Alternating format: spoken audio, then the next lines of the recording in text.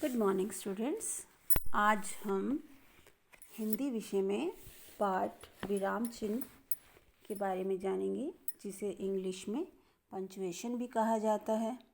और विराम का अर्थ होता है रुकना। हम पहले भी पिछली क्लासेस में इन पाठ को पढ़ चुके हैं और इसके बारे में जान चुके हैं। आज हम और इसे विस्तार से जानेंगे। बच्चों, जब हम बातचीत करते हैं तो अब हम अपनी बात को ठीक ढंग से समझाने के लिए या कहने के लिए बीच बीच में रुकते हैं, तो इसे विराम कहा जाता है। और हम जब भी कोई भाव प्रकट करते हैं या अधिक समय के लिए रुकते हैं, प्रश्न करते हैं, कभी हैरानी प्रकट करते हैं, कभी दुख आदि के भाव व्यक्त किए जाते हैं, तो लिखित भाषा में इन्हीं भावों और अर्थ को प्रकट करने के लिए हम जिन चिन्हों का प्रयोग करते हैं बच्चों, उन्हें हम विराम चिन्ह के नाम से जानते हैं। यहाँ पर एक विराम चिन्ह के लिए एक परिभाषा भी दी गई है आपको। लिखते समय अपनी बात को सही सही समझाने के लिए हम जिन चिन्हों का विराम के रूप में प्रयोग करते हैं, उन्हें विराम चिन्ह कहा जाता है। तो यहाँ पर बच्चों आपके लिए एक पैराग्राफ दिया गया है और इसमें आपको बताना है कि आपको अनुच्छेद के में कहाँ कहाँ पर आप क्या चिन्ह लगाएंगे। अभी मैंने आपको चिन्हों के बारे में बताया।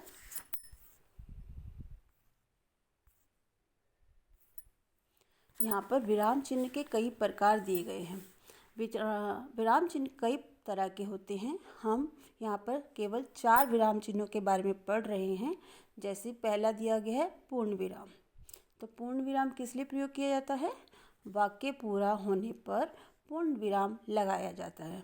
आपने हिंदी में बहुत सारे अनुच्छेद आपकी हिंदी की पुस्तक के पाठ पढ़े हैं और आपने देखा है कि पूर्ण विराम कहाँ कहाँ लगता है, जहाँ पर हमारे वाक्य का अंत होता है। जैसे आकाश में तारे चमक रहे हैं, तो आपने देखा अंत में पूर्ण विराम लगाया गया है।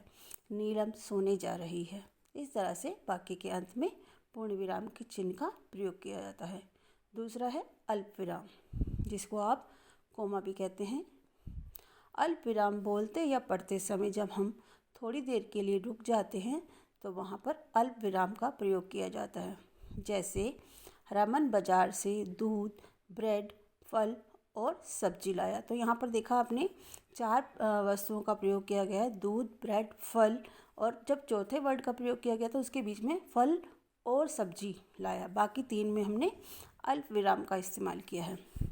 आज मैंने आम, केला, सेब और संतरा खाया। तो अल्प विराम बहुत सारी चीज़ों को अलग अलग दिखाने के लिए भी और वहाँ पर रुकने के लिए, थोड़ी देर के लिए रुकना होता है, का प्रयोग अल्प विराम किया जाता है। प्रश्न चिन्ह, जब हम किसी से प्रश्न पूछते या लिखते समय वाक्य के अंत में प्रश्न चिन्ह प्रयोग किया जाता है। जैसे आपका नाम क्या है? रजत, तुम क्या खा रहे हो? तुम मेरी बात क्यों नहीं मानते? आप कहाँ जा रहे हो? आज आपने क्या क्या किया? इस तरह के प्रश्नों के अंत में हम, चाहे वो लिखे जाएं या पूछे जाएं, उनके अंत में हमें प्रश्न चिन्ह का इस्तेमाल किया जाता है। नंबर 4 पे है विस्मयाबोधक चिन्ह, यानी कि जब हम किसी बात से खुश होते हैं, आश्चर्य हो जाता है, दुख प्रकट करते हैं, खुशी प्रकट करते हैं, घृणा प्रकट करते हैं।